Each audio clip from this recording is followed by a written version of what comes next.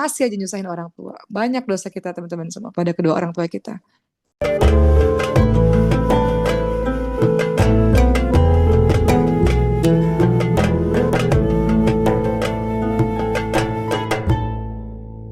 Coba teman-teman introspeksi diri, dosa sama Allah tuh banyak banget ya. Allah kan lihat ya apapun yang kita lakukan. Dan kita terang-terangan berbuat maksiat di hadapan Allah Subhanahu wa taala. Kita tahu ayatnya, kita tahu ajaran agamanya. Kita masih berbuat dosa di hadapan Allah Subhanahu wa taala. Kita tahu Allah Maha Baik dan Allah masih menutup aib-aib kita dan kita terlena karena Allah menutupi dosa-dosa kita. Kita masih lanjutin terus seperti itu. Maka perlahan-lahan Allah cabut kenikmatanmu dalam beribadah kepada Allah. Orang yang maksiat itu perlahan-lahan Allah cabut kenikmatannya dalam beribadah. Kalau dulu dalam keadaan keimanan tinggi, ibadahmu nikmat teman-teman semua, khusyuk. Tapi ketika maksiat itu sudah banyak engkau lakukan, maka nggak ada rasa khusyuk dalam beribadah, nggak ada rasa nikmat dalam beribadah kepada Allah SWT. Itu hukuman dari Allah. Coba ingat-ingat yang kedua, dosamu apa? Dosamu sama orang tuamu coba. Uma cukup jadi anak yang menyesal ya karena beberapa tahun lalu ayah Uma meninggal dunia mendadak karena serangan jantung dan baru ditemui jenazahnya itu dalam keadaan kaku, biru dan berbusa mulutnya. Beliau sudah meninggal 8 jam yang lalu. Beliau ada di kamar dan kita pada saat itu terlambat untuk mengetahui. Uma bersalah sama ayah Uma. Kenapa? Karena di hari-hari terakhir hidupnya Uma selalu mengatakan kita akan check up ya, kita akan ke rumah sakit ya. Cuman Uma tunda karena kesibukan ini kesibukan itu Uma tunda sampailah beliau meninggal dunia. Penyesalan yang sangat luar biasa. Jadi banyak dosa-dosa kita kepada Allah SWT, teman-teman semua. Banyak dosa kita kepada orang tua kita. Coba diingat sampai hari ini kalau orang tuamu sakit, teman-teman tahu nggak jenis obat-obatnya? Teman-teman nganterin nggak ke rumah sakit? Teman-teman tahu nggak keadaan ibu atau ayah? Sebagian dari kita mungkin nggak tahu. Sejatinya kita nggak pernah berbakti kepada ibu dan ayah kita. Jadi banyak dosa kita kepada mereka. Mungkin kita bermuka masam, mungkin kita kurang rajin menelpon mereka, mungkin nggak ngasih uang ke mereka. Misalnya di masa tua kita yang ngasih uang kepada orang tua seharusnya. Ya kita pelit pada orang tua misalnya. Kita buat orang tua kita menangis misalnya, bukan karena prestasi kita, namun kita buat orang tua kita menangis karena hidup kita yang susah. Kita yang berkeluh kesah pada orang tua, salah. Orang tua harusnya dengerin yang bahagia-bahagia aja. Tapi sampai hari ini, sampai kita sebesar ini masih aja nyusahin orang tua. Banyak dosa kita teman-teman semua pada kedua orang tua kita. Orang tua yang telah tiada, nggak penuh bakti kita. Orang tuamu yang telah tiada aja, jarang kau kunjungi kuburnya. Orang tua yang telah tiada aja masih belum penuh baktimu kepadanya. Jarang untuk berdoa kepada kedua orang tua. Padahal kalau setiap ingat namanya kirim doa, karena itu yang dibutuhkan oleh mereka. Orang tua yang telah tiada, mereka berkata pada Allah, ya Allah kenapa aku naik lagi derajat surga berikutnya, kenapa naik lagi? Karena kata Allah, anak-anakmu yang meminta ampun untukmu. Jadi setiap kali kita doa kedua orang tua, atau doa Allahumma firlahu warhamhu wa'afiyafu anhu, maka itu Allah naikkan derajat mereka, tingkatan mereka di surga Allah SWT. Itu pun jarang kita lakukan. Sedekah atas namanya, itu pun jarang kita lakukan. Masih hidup aja baktinya jarang, udah meninggal lebih-lebih lagi, baktinya lebih jarang lagi. Jadi banyak dosa kita teman-teman semua, pada kedua orang tua kita. Dosa kita pada pasangan kita, coba deh diingat-ingat. Mungkin kita bermuka masam, mungkin kita kurang sabar, mungkin kita melawan, mungkin kita nggak patuh, mungkin kita yang jadi sumber problem rumah jadi nggak baik-baik aja. Kita sibuk nyalahin pasangan padahal diri kita juga banyak kurang dan banyak salahnya. Kita sibuk nunjuk orang padahal kita lupa nih 4 jari harusnya ke arah kita nih, harusnya lebih banyak introspeksinya kepada kita. Kita sibuk nyalahin pasangan karena ini karena itu padahal sebenarnya harusnya lebih banyak bermuhasabah tuh diri kita sendiri. Banyak kurangnya kita sebagai seorang istri bagi suami kita. Ya mungkin kurang sabar, tidak sesabar Asiyahnya Firaun gitu ya. Kurang sabar. Kadang-kadang nadanya tinggi mungkin, kadang-kadang kita diam aja gitu ya, nggak mau ngomong dan sebagainya. Banyak kan dosa kita sebagai seorang pasangan, sebagai seorang ibu atau calon ibu lah, teman-teman sebagai seorang ibu. Wah dosanya banyak pada anak-anak. Kita nggak sabar, jadi kita marahin anak. Kita ini nggak berilmu, karena kita nggak punya ilmunya, kita nggak bener ngedidik dia. Padahal banyak orang lebih soleh dibandingkan dengan diri kita, tapi Allah belum kasih anak pada mereka. Tapi Allah sudah kasih anak pada dirimu teman-teman semua. Kemudian kita zalim kepada anak-anak kita. Karena bodohnya kita dalam mendidik anak-anak kita. Dosa kita banyak pada anak-anak kita. Dosa kita pada teman-teman kita coba. Di sini ada ratusan para penghafal Quran. Kadang-kadang ada di antaramu yang kau tidak bisa menahan emosimu. Kadang-kadang kau marah, kadang-kadang ah ya, kadang-kadang kau nyakitin teman-temanmu dengan lisanmu. Hati-hati teman-teman semua. Hati-hati. Sebenarnya obat dari ini semua apa sih? Obat supaya kita ini dalam hidup yang baik-baik aja apa sih? Ingat mati loh. Sebenarnya ingat mati itu obat dari semuanya. Kalau engkau ingat mati, kira-kira engkau gini deh, secara sederhana. Sekarang jam 11 ya. Sebentar lagi Jumatan. Kalau dokter mengatakan umurmu sampai jam 1 siang nanti, pasti teman-teman gak mau tuh ribut-ribut sama orang, marah-marah sama orang gak mau kan, berbuat zalim sama orang gak mau kan, pasti teman-teman maafin semua orang yang nyakitin hatimu kan, pasti teman-teman akan sholat nanti sholat duhur atau sholat Jumat dengan khusyuk dengan penuh air mata kan, kenapa waktumu gak banyak? Tapi karena engkau merasa waktumu sangat panjang dan ibadah itu masih bisa dilakukan di kemudian hari, engkau menjadi lalai daripada Allah SWT. Engkau tunda-tunda taubatmu, engkau masih menjalankan maksiatmu. Kenapa? Karena engkau merasa taubatnya nanti aja, dekat sama Allahnya nanti aja. Kan masih ada waktu. Sayangnya kematian itu dirahasiakan teman-teman semua. Kita nggak pernah tahu kapan datang kematian kita. Sehingga kita terlena dengan itu semua. Jadi, nasihat untuk diri rumah sendiri, kita itu harum di hadapan manusia bukan karena kita baik, tapi karena dosa kita ditutup oleh Allah SWT. Dengan maha baiknya Allah itu, maka kita minta kekuatan kepada Allah untuk ya Allah, ampuni aku ya Allah. Belum jadi hambamu yang baik ya Allah. Belum jadi seorang anak yang baik ya Allah. Belum jadi seorang istri, seorang ibu, seorang teman yang baik untuk saudara-saudara kami ya Allah. Minta ampun kepada Allah SWT. Teman-teman lihat surah An-Nisa ayat 18, Allah Subhanahu wa taala berfirman, dan tidaklah taubat itu diterima Allah dari orang-orang yang mengerjakan kejahatan yang hingga apabila datang ajal kepada seorang di antara mereka, barulah mereka mengatakan, sesungguhnya saya bertobat sekarang dan tidak pula diterima taubat orang-orang yang mati sedang mereka dalam keadaan yang tidak beriman kepada Allah. Jadi maksudnya apa? Orang-orang itu bertobatnya biasanya nanti di ujung-ujung gitu. Padahal kalau sudah di akhir-akhir hidup nggak diterima lagi tobatnya oleh Allah SWT. Maka kita tahu bahwa Allah mencintai orang yang berbuat dosa, iya. Orang yang berhenti dari perbuatan dosanya. Gimana cara supaya kita berhenti dari perbuatan dosa? Yang pertama adalah ya tadi ikhlas ya. Bertobat dengan ikhlas, bertobat dengan lillah. Ikhlas itu lillah ya, karena Allah teman-teman semua.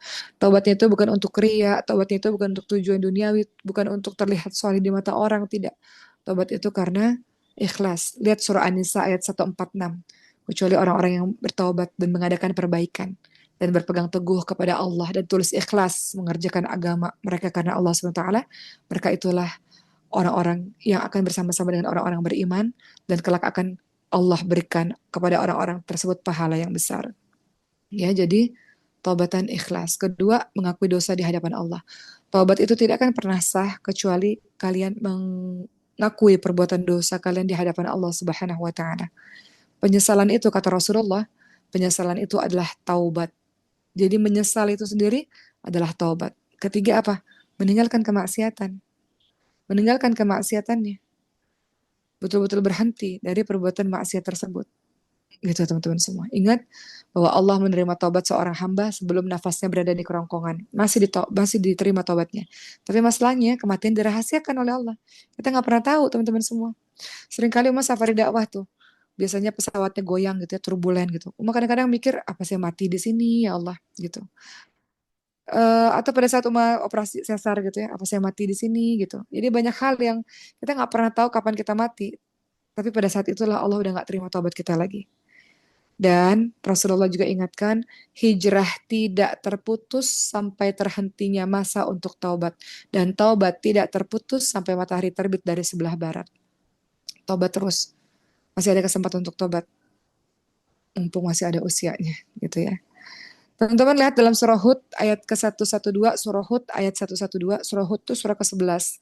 Ayat ke-112 Allah SWT berfirman, maka tetaplah kamu pada jalan yang benar, sebagaimana diperintahkan kepadamu dan juga orang-orang yang telah taubat beserta kamu, dan janganlah kamu melampaui batas. Sesungguhnya Allah maha melihat apa yang kamu kerjakan. Allah maha melihat apa yang kamu kerjakan. Allah minta jangan melampaui batas. Jahatnya jangan kebangetan. Maksiatnya jangan kebangetan, jangan melampaui batas. Allah maha melihat apa yang kamu kerjakan, kata Allah SWT. Orang lain nggak lihat, tapi Allah lihat apa yang kamu kerjakan. Teman-teman ingat Nabi Yusuf alaihissalam nggak? Ketika dijebak Zulaikha di dalam kamar. Zulaikha sangat mencintai Yusuf. Apakah Yusuf juga mau bersama dengan Zulaikha hari ini? Tapi Yusuf alaihissalam takut pada Tuhannya. Di saat genting seperti itu, Nabi Yusuf alaihissalam masih mengingat Tuhan. Semua ada masa-masa di mana saat masa-masa gitu ya, antara menurutkan hawa nafsu dan kemudian iya, jangan gitu. Kalau ingat Nabi Yusuf alaihissalam, beliau suka pada Zulaikha, mau juga menyentuh Zulaikha, mau juga. Tapi beliau berhasrat juga pada Zulaikha. Tapi Allah lindungi Nabi Yusuf alaihissalam. Allah lindungi beliau. Beliau itu Nabi Yusuf alaihissalam itu berada di Mesir, jauh dari kampung halaman. Kita buat maksiat itu lebih mudah kalau kita jauh dari tempat tinggal kita loh teman-teman semua. Nabi Yusuf alaihissalam jauh berada di Mesir, di negara lain. Nggak ada orang lihat, ya di kamar nggak ada orang lihat. Di depannya itu seorang wanita yang mulia, yang cantik luar biasa. Keempat, beliau ada jiwa muda ya, gelora jiwa muda ya, yang sangat bersemangat gitu. Sehingga beliau berkeinginan juga pada Zulaikha, tapi apa? Enggak, takut pada Tuhan, aku takut pada Allah ya Allah, takut pada Allah. Sehingga beliau menghentikan perbuatan dosa tersebut. Umar nasihat buat diri Umar dan kita semua, kadang-kadang kita ini teman-teman semua, walaupun kita ngafalin Quran, kita belajar agama, tapi ada satu masa nanti di mana teman-teman menemukan itu keadaan genting banget. Di situ teman-teman buat dosa enggak, buat dosa enggak, buat dosa enggak, maka minta kekuatan kepada Allah untuk bisa bisa ngerem diri untuk enggak buat dosa itu. Enggak mudah, enggak mudah memang. Tapi Nabi Yusuf alaihissalam menjelaskan hal itu atau melakukan hal itu, ingin, tapi kemudian takut, makanya beliau lari supaya nggak ada di tempat itu, lari karena kalau beliau memperturutkan akan terjadi, jadi beliau lari pada saat itu. Ya, begitu ya teman-teman semua. Yang harus diingat ketika kita ingin kembali kepada Allah, ingat bahwa Allah Maha mengetahui, Allah Maha melihat. Allah mengetahui segala yang tersembunyi dan apa yang disembunyikan di dalam hati-hati kita. Walaupun uh, orang lain nggak lihat, Allah Subhanahu wa taala melihatnya. Gitu ya. Dan lihat dalam surah Al-Hijr ayat 49 sampai 50. Apa kata Allah? Kabarkan pada hamba-hambaku bahwa sesungguhnya akulah yang Maha Pengampun lagi Maha Penyayang, dan bahwa sesungguhnya azabku adalah azab yang sangat pedih. Ya, katakan pada hamba-hambaku, aku ini Maha Pengampun lagi Maha Penyayang. Allah tuh Ghafurur Rahim. Allah itu Maha Pengampun lagi Maha Penyayang. Enggak sama kayak makhluk. Makhluk itu kalau kita sakitin mungkin dia cabut semua kenikmatan gitu. Saya ini udah baik-baikin kamu, kamu buat jahat sama saya ambil semua kenikmatan gitu. Saya ambil semua fasilitas gitu. Tapi Allah nggak begitu. Dalam surah Al-Hijr ayat 49 sampai 50 Allah ingatkan, kabarkan kepada hamba-hambaku bahwa sesungguhnya akulah yang Maha Pengampun lagi Maha Penyayang. Maha Pengampun lagi Maha Penyayang. Ya Allah sayang banget Allah sama kita teman-teman semua. Kita kurang ajar sekali sama Allah sampai hari ini, sampai detik ini. Tapi kita masih dikasih semua kenikmatan, kebaikan, nama baik di depan semua orang. Pada saat semua orang menyakiti kita, pada saat semua orang mungkin zalim pada kita, mungkin pada saat semua orang pergi meninggalkan kita, mungkin ada saat masa di mana semua orang nggak percaya sama kita, tapi Allah yang selalu setia bersama dengan kita.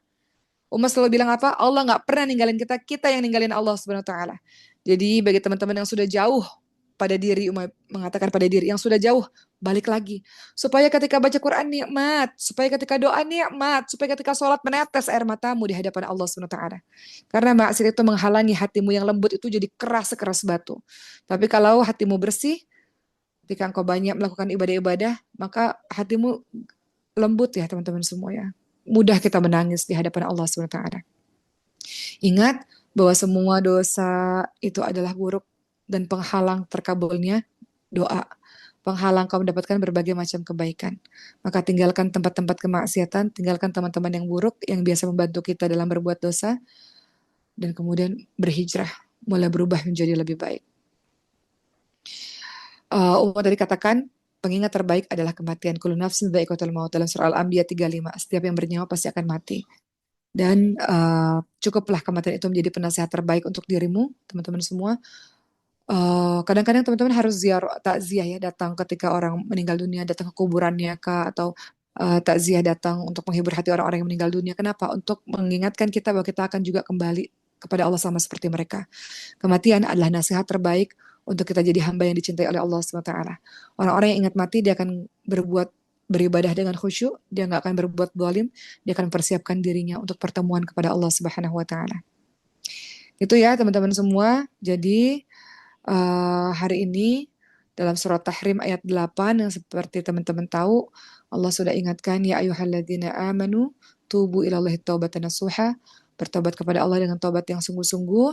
Hendaknya kita sering beristighfar, lisan kita ini basah dengan istighfar atas dosa-dosa yang seharian kita lakukan ini, teman-teman semua. Dengan begitu mudah-mudahan lewat istighfar kita Allah kasih kekuatan pada kita untuk berani bilang enggak untuk perbuatan dosa, untuk berani menghentikan perbuatan-perbuatan dosa insya Allah. Dan ingat ya, istighfar itu penutup semua amal setelah engkau sholat beristighfar. Jadi istighfar itu bukan hanya ketika kita setelah buat dosa. Istighfar itu dibaca di dua keadaan, setelah kita buat dosa dan pada saat kita setelah berbuat kebaikan. Loh kok bisa setelah menjadi penutup amal? Kok bisa setelah kita buat dosa kita patut beristighfar? Iya, kita minta ampun pada Allah. Kemudian istighfar juga penutup amal. Kenapa? Karena mungkin saja amalan kita nggak sempurna. Kenapa setelah teman-teman sholat teman-teman beristighfar? Karena mungkin teman-teman sholatnya nggak sempurna. Istighfar itu menambal ketidaksempurnaan itu. Kenapa di majelis ta'lim, majelis ilmu, kita beristighfar. Ayo doa penutup majelis. Astagfirullahaladzim, astagfirullahaladzim, astagfirullahaladzim, subhanakallahumma bihamdika asyhadu alla ilaha illa anta astaghfiruka wa atubu ilaik. Kenapa kita minta ampun? Karena mungkin aja dalam majelis ta'lim itu ada kekurangannya.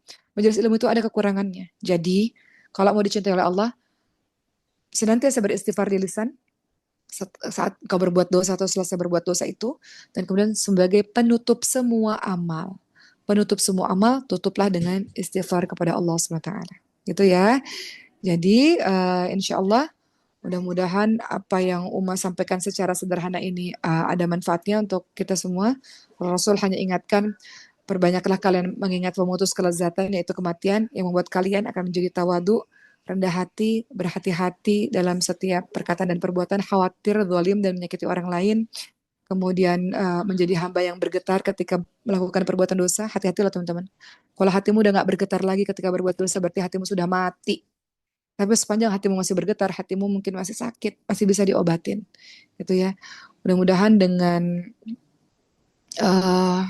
kesabaran, sabar ada 3 ya, sabar menghadapi ujian, sabar menjadi orang baik, atau sabar dalam menjalankan ketaatan, dan sabar dalam meninggalkan kemaksiatan.